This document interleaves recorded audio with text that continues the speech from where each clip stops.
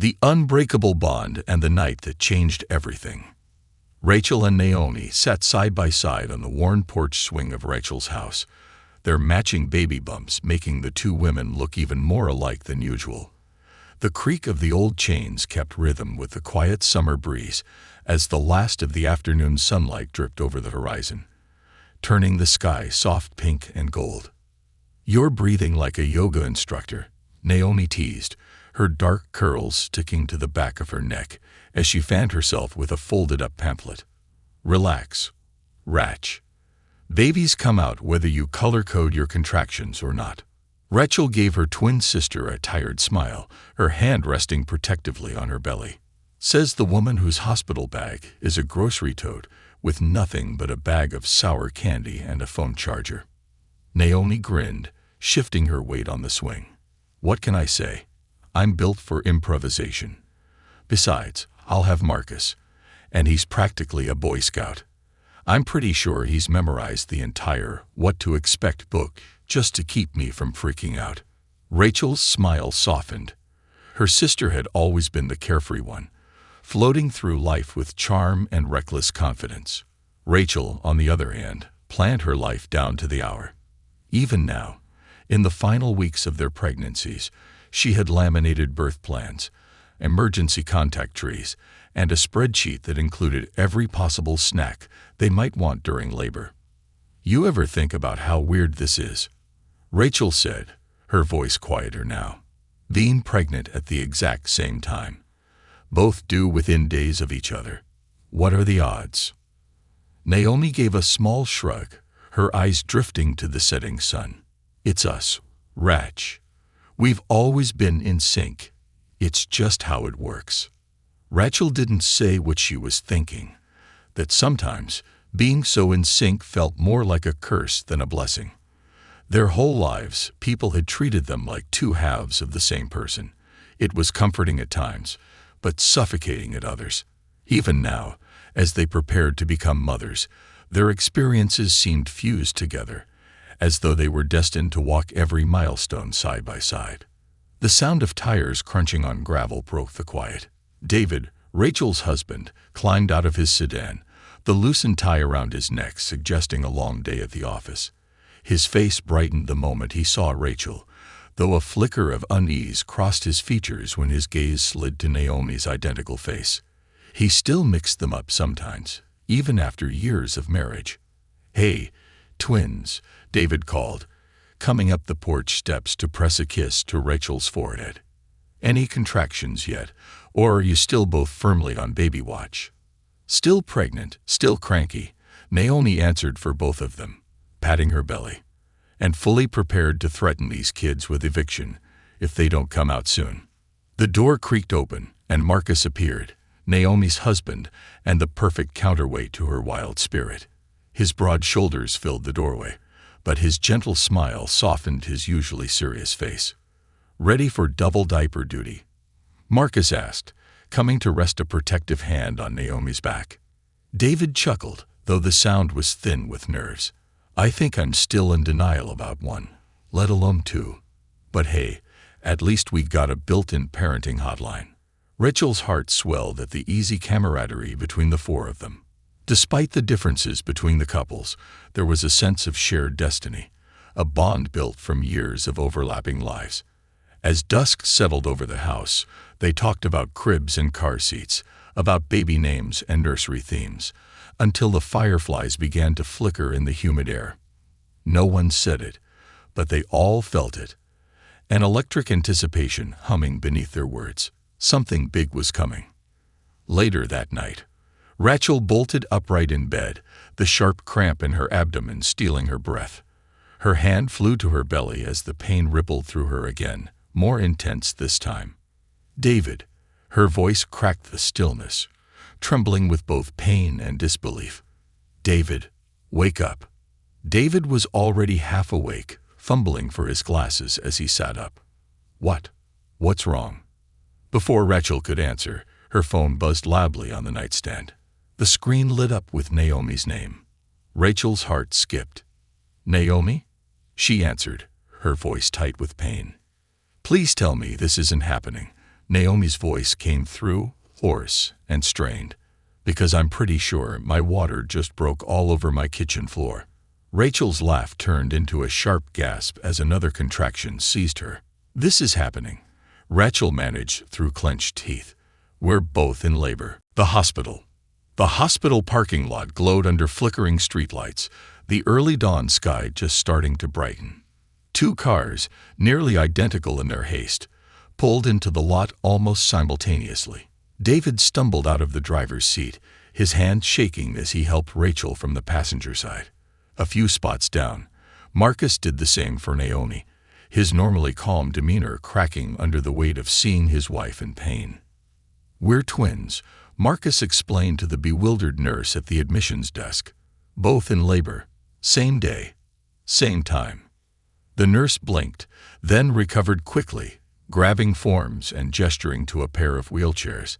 I hope you two aren't competitive, she said with a strained smile. Because it looks like we've got a race on our hands. Despite the pain, Rachel reached across the space between their wheelchairs, her hand finding Naomi's. Together, Rachel whispered, squeezing her sister's hand. Always, Naomi replied, though her voice shook. Side by side. The maternity ward bustled with quiet urgency as nurses wheeled the twins into side-by-side delivery rooms. Naomi could hear Rachel's breathing through the thin walls, their labored breaths sensing once again, like they always had. You've got this, Marcus whispered, brushing Naomi's damp hair away from her face. In the next room, David held Rachel's hand with white-knuckled determination. Breathe, sweetheart. You're doing amazing. Rachel wanted to believe him, but something felt off. A sense of foreboding she couldn't explain. A shattering moment. Rachel's scream tore through the air as her baby entered the world, the relief so overwhelming it left her dizzy. The doctor lifted the newborn into the air, announcing, "It's a boy." Rachel reached for her son, tears streaming down her face. But as the nurse placed the baby in her arms, Rachel's breath caught painfully in her throat. The baby had deep brown skin, soft dark curls already visible on his head. Rachel's trembling hands traced his perfect face, her mind spinning in confusion. David stood frozen beside her, his face drained of color. What? What is this? At the same time, Naomi's voice rang out from the next room, her own cry of triumph filling the corridor. Moments later, Naomi held her daughter for the first time, and froze. The baby's skin was pale, her hair a fine golden blonde, her features so unlike either Naomi or Marcus that the room fell eerily silent. The doctor's face had gone sheet white. He stumbled back, his trembling hands gripping the edge of the bassinet. There was no doubt. The wrong babies had been born to the wrong mothers, or something far more unimaginable had just occurred. The silence between the rooms was deafening. Secrets in blood and bone. The silence between the rooms wasn't silence at all. It was the hum of machinery, the steady beeping of monitors, the soft murmurs of nurses who didn't dare meet Rachel's eyes or Naomi's. It was the quiet unraveling of something deeper than confusion. It was the collapse of certainty itself. Rachel sat upright in her hospital bed, her arms cradling the newborn boy who felt both impossibly hers and impossibly wrong. His perfect dark curls, his rich brown skin, it was beautiful, but it didn't fit. Not with her pale hands, or David's freckles, or their combined family histories. David stood at the foot of the bed, his fingers gripping the rail so tightly that his knuckles turned white. Neither of them spoke. Not yet.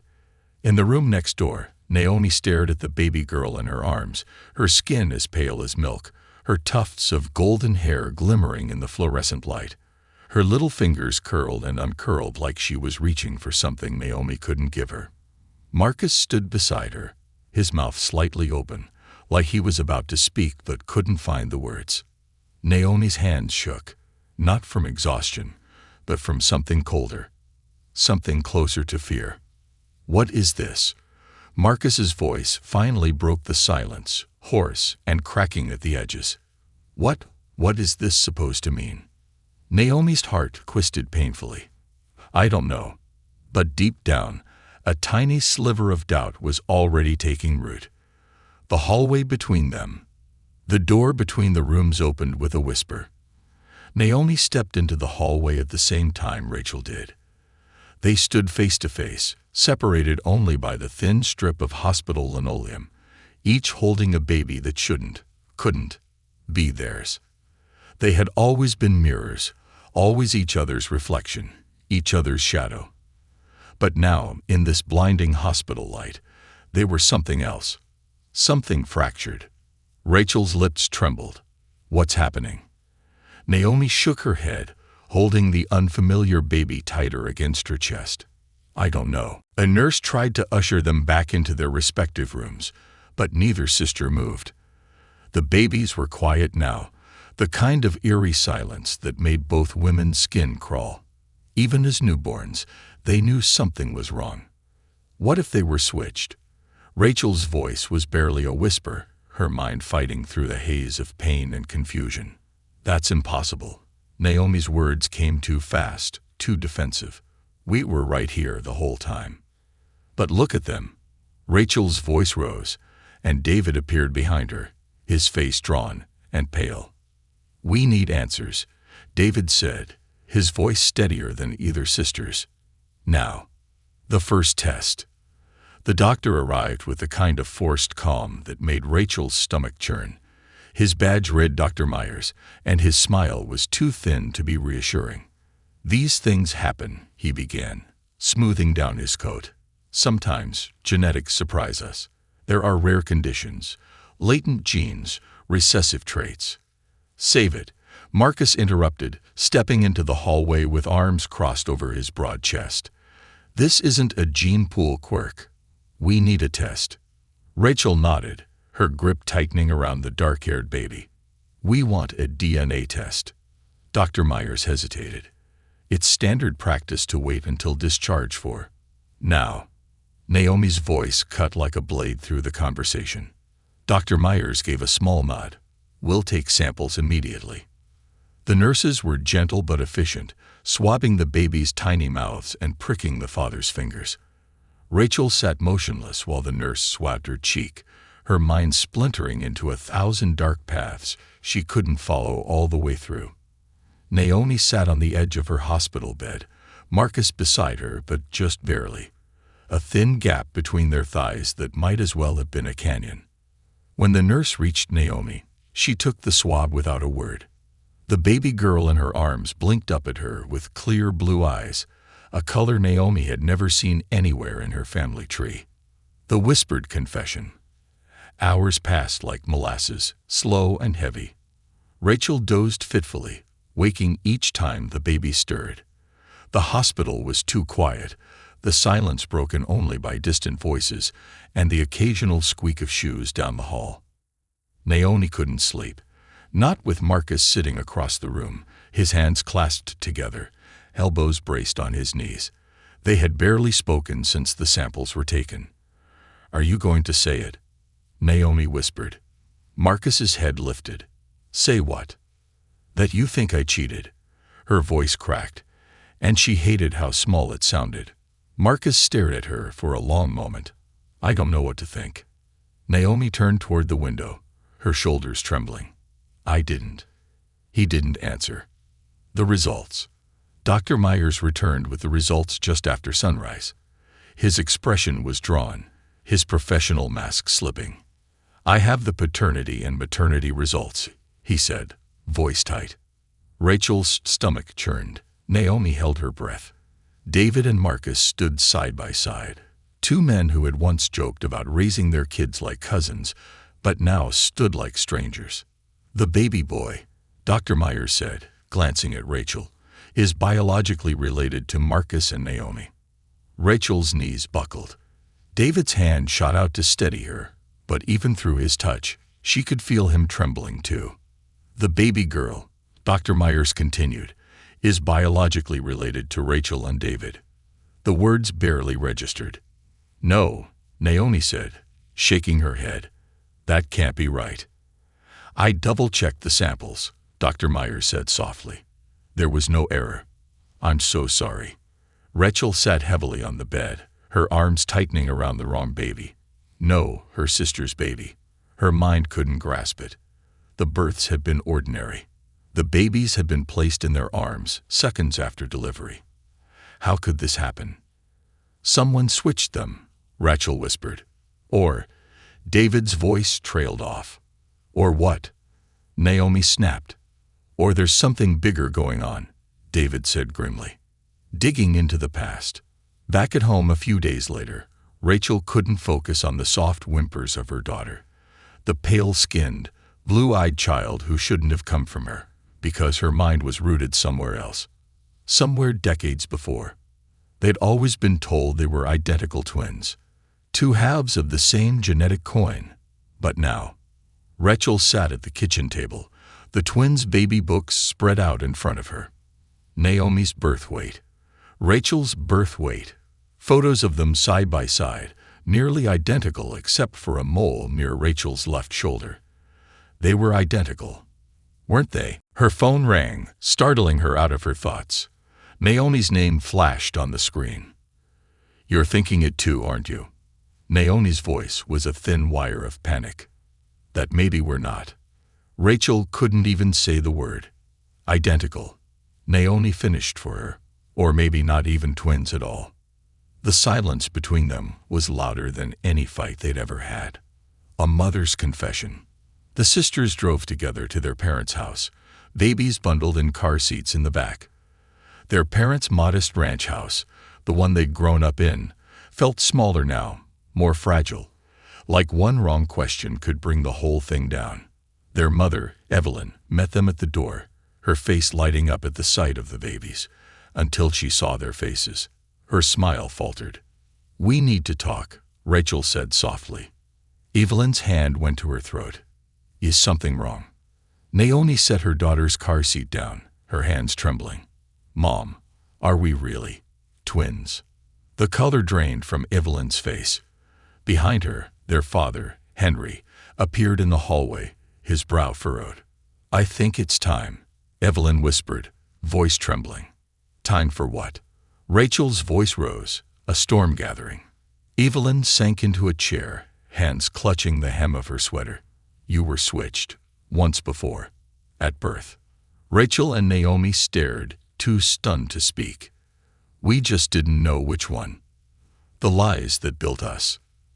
The silence inside their childhood living room felt like the house itself was holding its breath. Naomi's hand shook slightly on the handle of the baby carrier, and Rachel couldn't even look at the twin baby pictures hanging on the wall, knowing now that they were a lie. Their mother, Evelyn, sat in her worn armchair, her hands twisted tightly together in her lap. Their father, Henry, stood behind her, silent as a statue, his brow furrowed so deeply it looked like his face might crack. You knew, Rachel said, her voice brittle, barely above a whisper. You knew something was wrong, and you never told us. Evelyn's lips trembled, her eyes fixed on the floor. We didn't know everything, she whispered, her voice fragile with guilt. But we knew something. Something was off. Rachel couldn't sit. The adrenaline still thrummed through her, the weight of the past week crushing down on her chest. Start from the beginning, she demanded. The real beginning.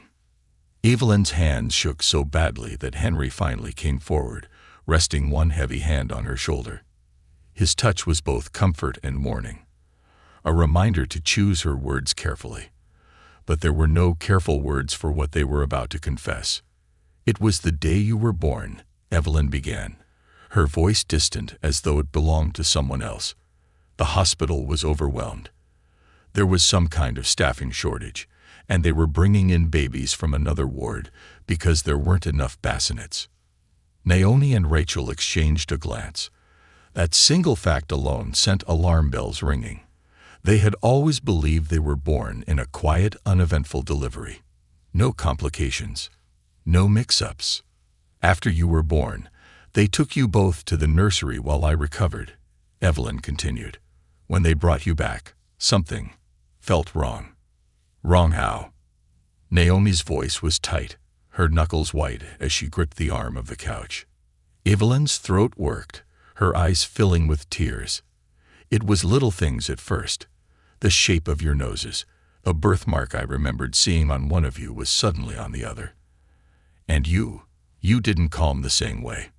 It was like I was holding someone else's baby. Rachel felt the floor shift under her, as if her whole reality was sliding sideways. You never told us. Evelyn shook her head miserably. The nurses assured me it was new mom nerves. I was exhausted. I'd had medication. They said babies change so much in those first hours. And I wanted to believe them. Naomi's voice was sharper. But you didn't. No, Evelyn admitted. But your father said we couldn't dwell on it. We had our babies. We were lucky. Henry's face was grim. We didn't have proof. And we were young. New parents. The hospital said everything was fine. We wanted to believe them. Rachel's stomach churned. So you just let it go? No. Evelyn's hands curled into fists in her lap. I couldn't.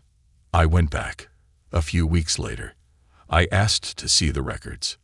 Rachel's breath caught. What did you find? Evelyn's face crumpled. They were gone. The hospital said they were misplaced. Some kind of records purge. The nurse I remembered from that night was gone. Transferred. And no one would answer my questions. Naomi stood abruptly, pacing the room with jerky, restless movements. So you've known our whole lives that something might have been wrong. And you never said a word. We didn't know, Henry said sharply. And what good would it have done? We loved you both. You were ours. But we're not, Rachel said quietly, her voice trembling. Not the way we thought. The weight of that truth, that they might not even be sisters, let alone twins, hung between them like a noose. A thread to pull.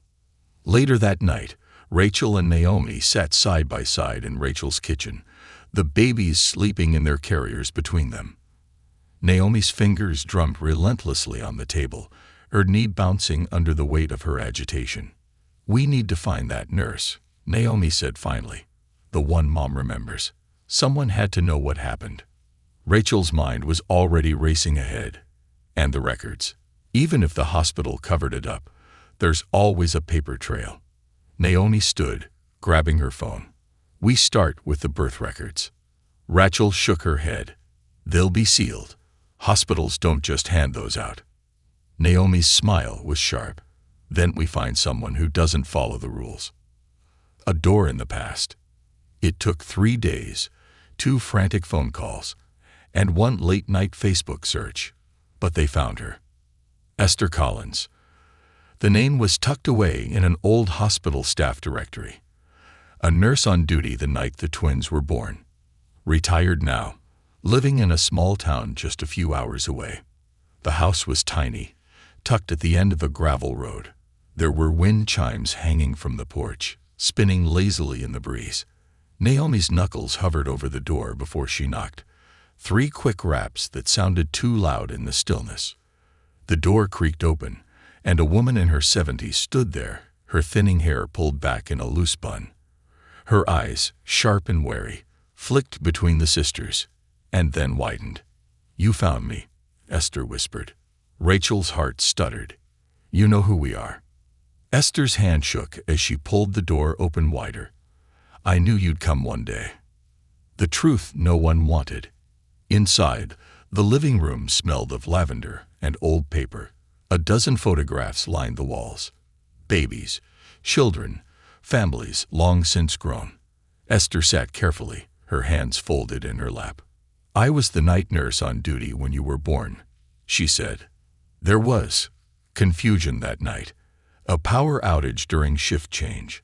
Babies were being shuffled from one ward to another, and identification tags were mixed up. Naomi's stomach flipped. Mixed up how? Esther's face sagged with guilt. Some were corrected. Some were changed. Changed.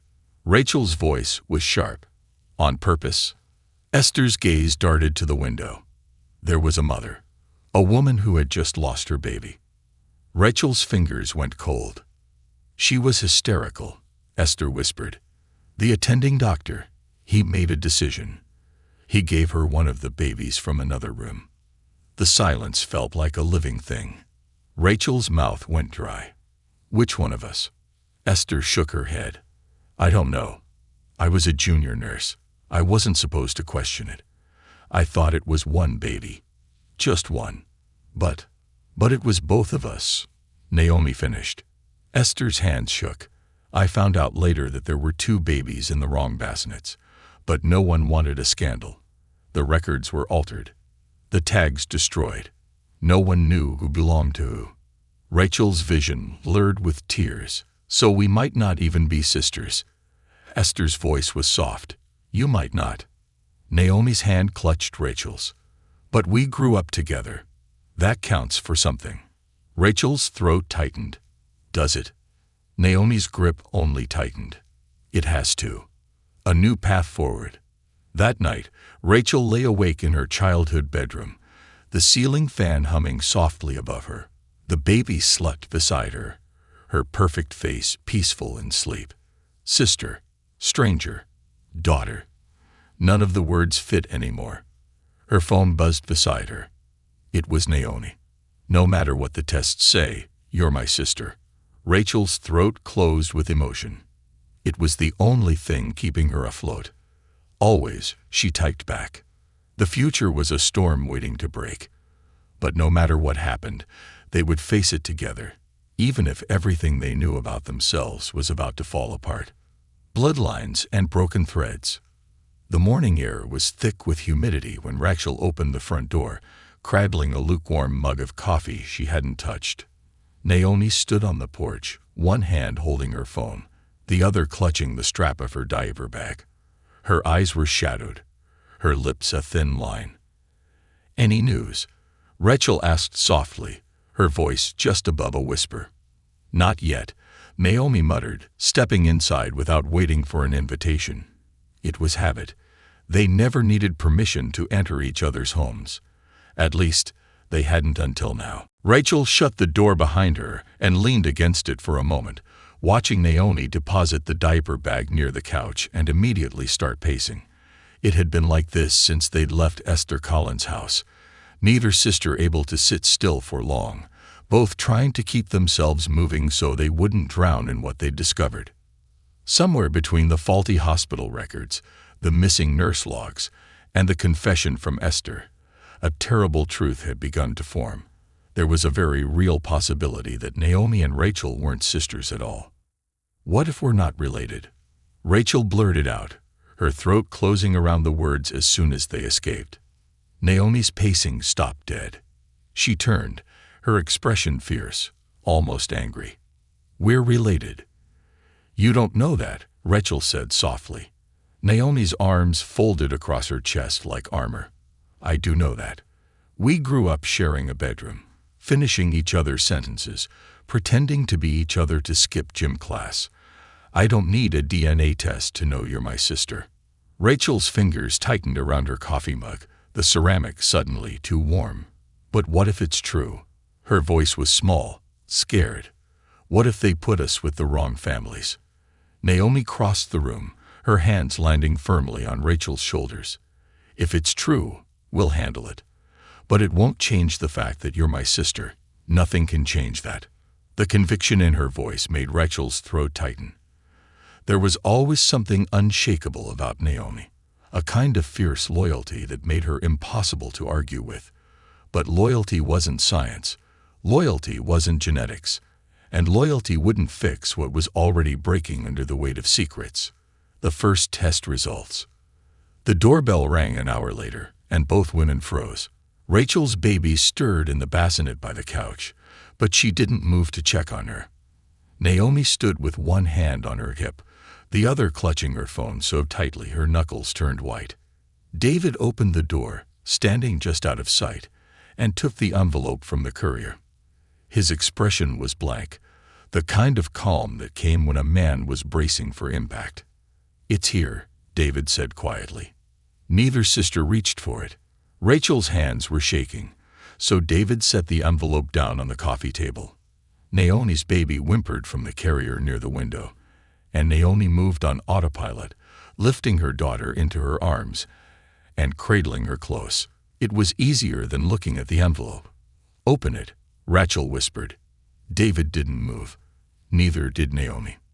Rachel leaned forward, her fingers trembling as she tore the seal, the paper too thick and the silence too thin. She unfolded the single page inside, her breath catching in her throat. Her eyes scanned the lines, her vision blurring with each word. "Rachel?" Naomi's voice was barely above a whisper. Rachel looked up, her face pale. "We're not identical." Naomi's grip on her daughter tightened. "Okay, we already suspected that." Rachel swallowed hard. "It's more than that." "Naomi." She held out the paper with trembling fingers. "We don't share any DNA at all." Naomi blinked. That's not possible." But the paper didn't lie. There were no markers in common, no shared genetic material. Naomi and Rachel, the sisters who had built their entire lives around each other, weren't sisters. They weren't even cousins. Naomi sank onto the couch, her daughter still in her arms, her face frozen in disbelief. "This has to be a mistake." "It's not," Rachel said softly. David's voice was hoarse. "So if you're not sisters, who are you?" "A mother lost and found." Rachel stood at the kitchen sink hours later, the water running cold over her hands. Naomi had left after the results, claiming she needed air, but Rachel knew better. Her sister, her former sister, if the test was to be believed, had gone to Marcus. Naomi didn't know how to be alone. Rachel didn't either. David stood behind her, watching her back. "What do you want to do?" Rachel shook her head. "I don't know." "We could let it go," David offered, his voice uncertain. "Focus on the babies. The future." Rachel turned off the faucet, her hands trembling against the counter. "I can't let it go. I need to know who I am." David crossed the room and gently cupped her face, his thumbs brushing away the tears she hadn't realized were falling. "No matter what you find out, you're still you." Rachel wanted to believe him. But how could she, when her very name, her identity, had been built on a lie? The other mother. It was Naomi who found the lead. An old adoption record buried in state archives, filed under a different last name. Rachel Prescott. Rachel Bennett had never existed. Rachel Prescott, however, had been born the same day as Naomi, to a woman named Lillian Prescott, who disappeared from public records just days after giving birth. She was listed as hospital release only, Naomi said, scrolling through the scan on her phone. "That means they handed you directly to whoever took custody. No foster system, no formal adoption. Just gone." Rachel sat on the edge of her bed, her baby in her lap. "They gave me away." "Or someone took you," Naomi said softly. "Where is she now?" Rachel's voice cracked. Naomi's fingers flew across her phone screen. "I'm looking. There's a marriage record a year after you were born. Lillian Prescott became Lillian Grady, but no death certificate. She's out there somewhere." Rachel's heart pounded. A mother she'd never known. A woman who had held her, maybe for a moment before she vanished into someone else's life. "Find her," Rachel whispered. "Please." The first call. They found her in a small town 3 states away.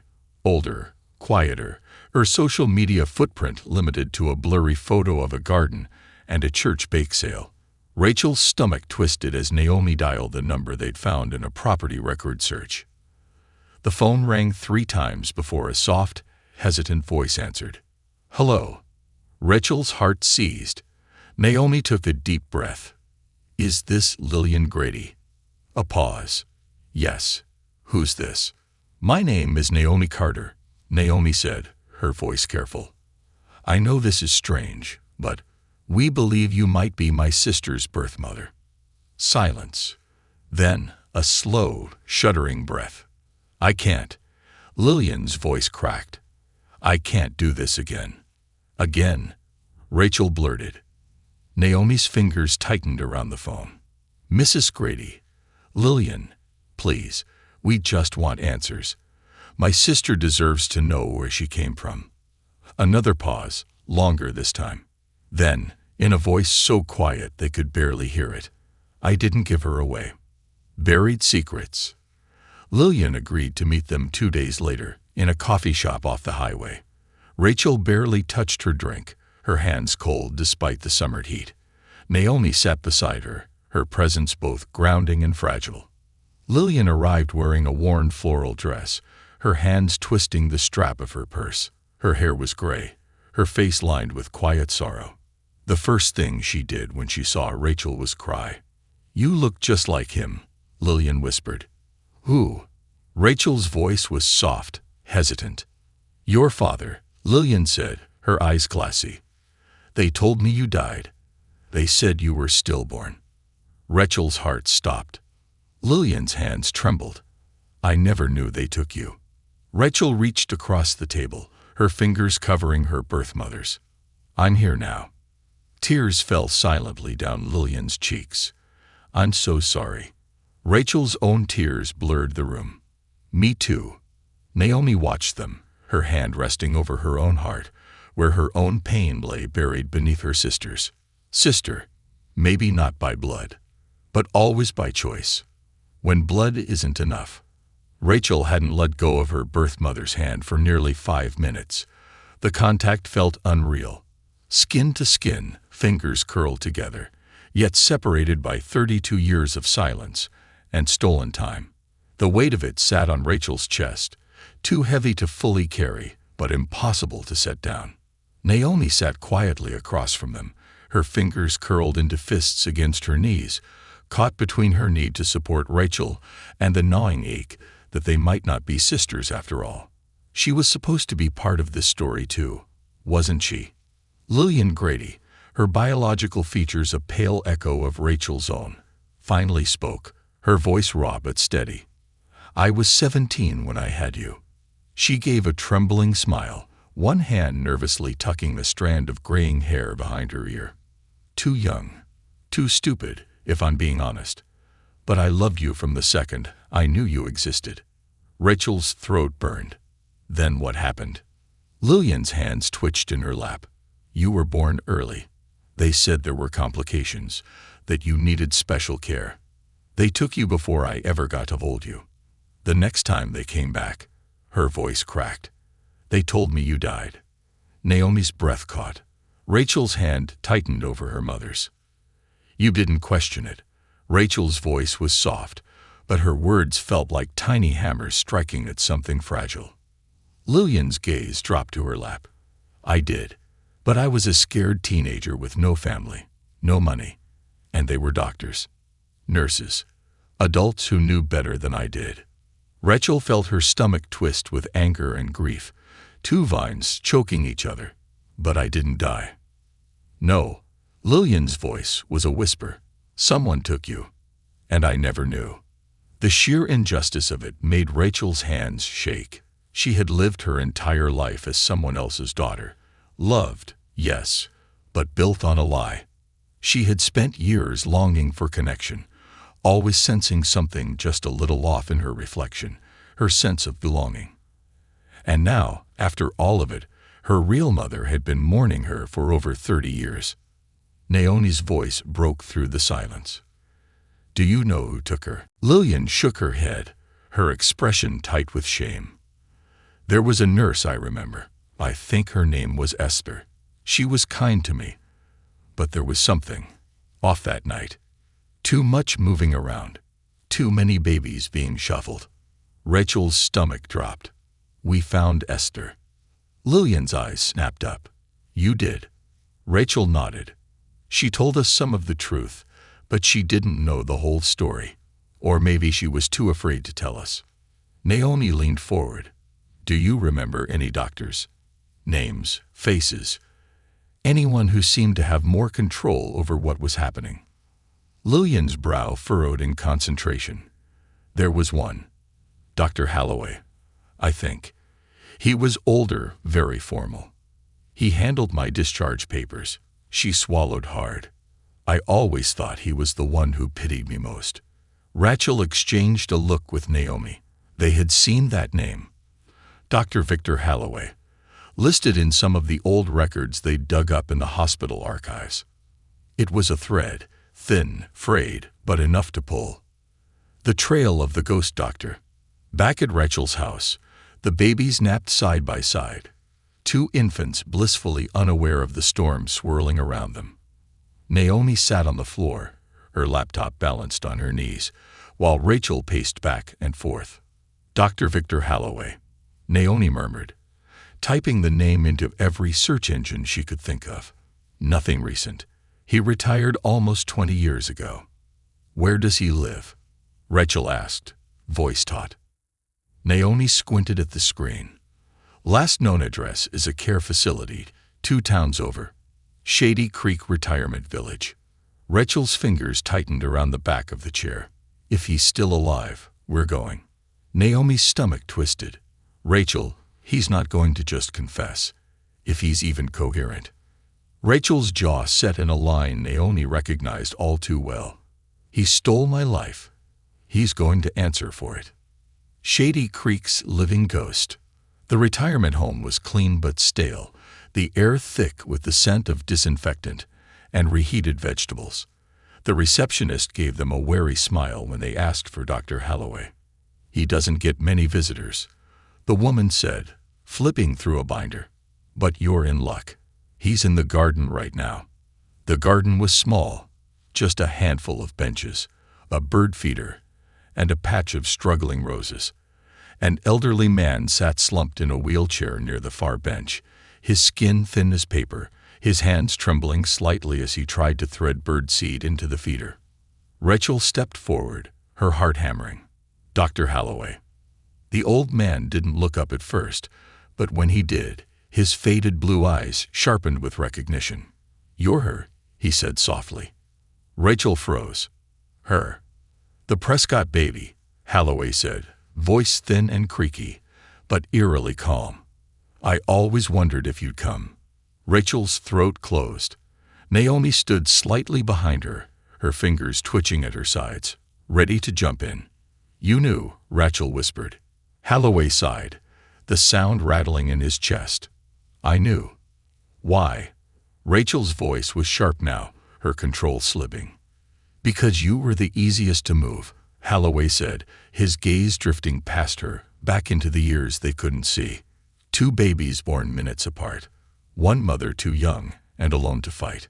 1 mother too broken to survive losing her child. His breath wheezed. They were desperate. Desperate people do terrible things. Naomi stepped forward. Both babies. It wasn't just Rachel, was it? Holloway's gaze sharpened. No. His eyes drifted to Naomi. You were part of it too. Naomi's pulse thudded in her ears. Then who am I? Holloway's thin smile was bitter. You belonged to neither of them. Rachel felt her knees go weak. What? You were someone else's, Holloway said simply. Another baby shuffled into the wrong arms. Naomi's breath caught. But who? The old doctor shrugged. We lost track. Lost track. Rachel's voice cracked.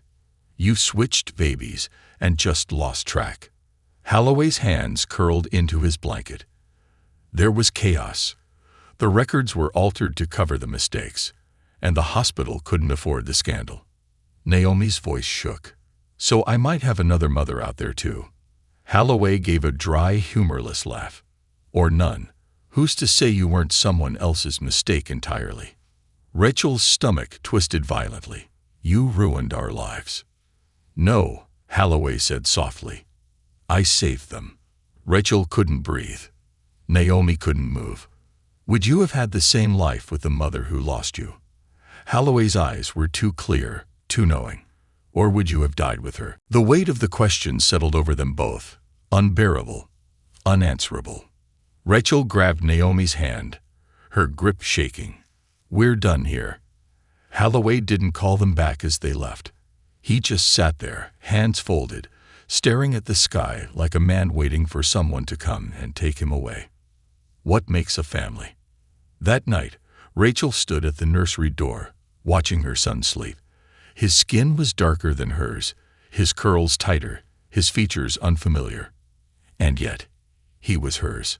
Naomi stood beside her, their shoulders touching. So what now?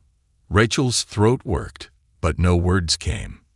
Maybe we were born in the wrong place, Naomi said softly. Maybe none of this makes sense. Rachel turned to her, eyes glassy. But we chose each other. Naomi's smile was small, but real. And we always will. Sister wasn't in the blood. It never had been. It was in the fight. The choice to stay, to hold each other up when the ground fell away. They had always been each other's twin, even if the DNA didn't match. And that was enough. Two mothers, one heart. The soft glow of morning light spilled across Rachel's living room as she sat curled on the couch, knees pulled up to her chest.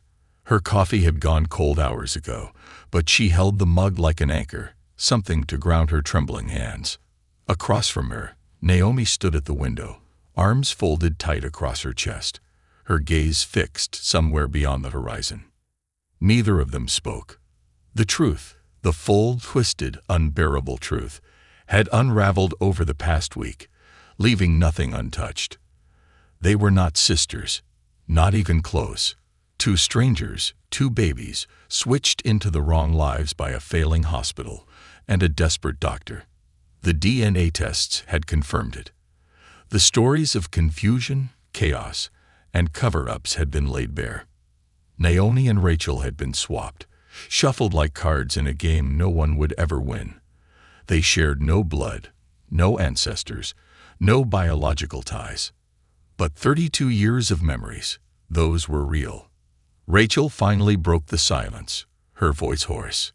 "Are you okay?" Naomi turned, her smile brittle. Not even a little. Rachel's breath caught in her chest. Me neither. The words hung between them like a fragile bridge, the only thing keeping them connected.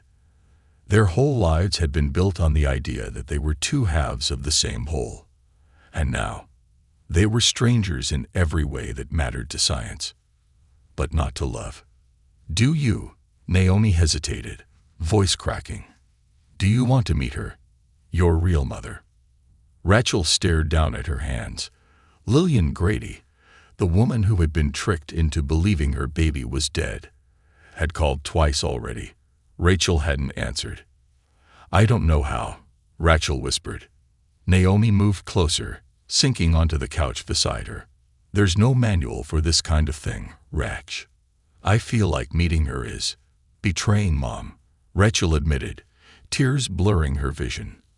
"I love our Mom." "I do too," Naomi said softly. "But knowing the truth doesn't erase that. It just adds to it." Rachel leaned into her sister, no, her friend, her twin by choice if not by blood, and let Naomi wrap her arms around her.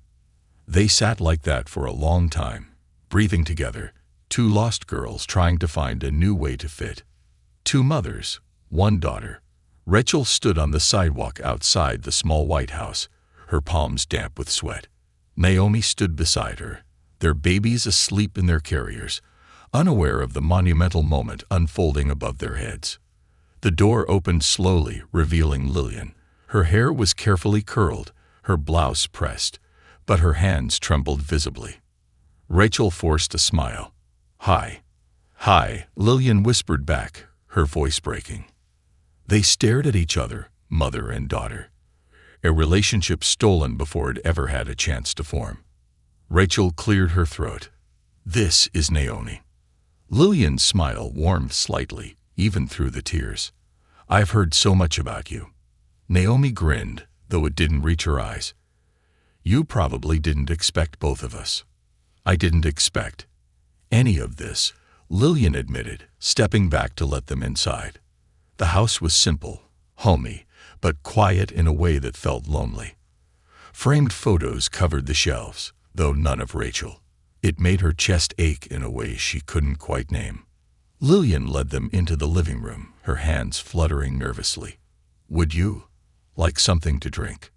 Tea?" Rachel shook her head, her voice soft. "I just want to know about you." Lillian's breath caught. "I want to know about you too." The conversation was tentative at first, filled with hesitant questions and long pauses. Lillian asked about Rachel's childhood, her favorite toys, her school plays, her first heartbreak. Rachel asked about Lillian's life after the hospital, the years spent grieving a baby she didn't know had been taken from her. "I never had another child," Lillian admitted softly. "It hurt too much." Rachel's throat tightened. "I'm sorry." Lillian reached across the table, covering Rachel's hand with her own. "You didn't do anything wrong." Neither did Lillian, and yet they both carried the weight of it. The years lost, the birthdays missed, the milestones they would never share. Naomi's search for home. While Rachel began to mend the impossible bond with her birth mother, Naomi stood at her own crossroads. Unlike Rachel, Naomi had no name, no clue to follow. Holloway's vague words about being another family's mistake left her untethered, a ghost in her own life. Marcus tried to comfort her, but it wasn't enough. Naomi needed to know, needed to belong somewhere. It was Rachel, ever the researcher, who found the first thread. A list of babies born at the same hospital that night. A list that was quietly sealed after the switch scandal. It took days of digging, dozens of phone calls, and a whispered confession from a former nurse before Naomi had a name. "Elaine Porter," Rachel said softly, holding out the paper. Naomi stared at it like it might catch fire. "That's my real mother." "She was a patient in the maternity ward that night," Rachel said, "but she left before they found out about the mix-up. She didn't know." Naomi's stomach churned. "Where is she now?" Rachel hesitated. "We found her obituary." The air left Naomi's lungs in a sharp gasp. "She died when you were 2, Rachel whispered. "There was no father listed. No family. You were placed in foster care."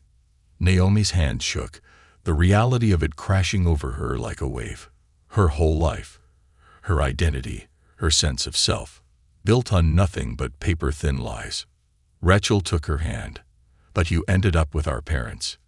They chose you." Naomi's tears spilled over. "But I still don't know who I really am." Rachel squeezed her hand tighter. "You're my sister." Naomi let out a shaky breath, the weight of grief mixing with relief. "Sister by choice." Rachel smiled through her own tears. The best kind. The hospital reunion.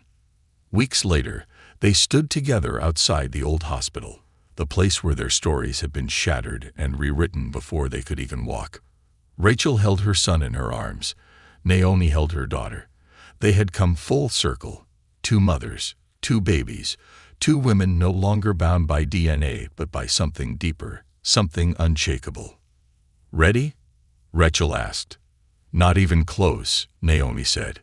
They walked inside together, past the reception desk, past the hallways where their mothers had once walked, terrified and hopeful all at once.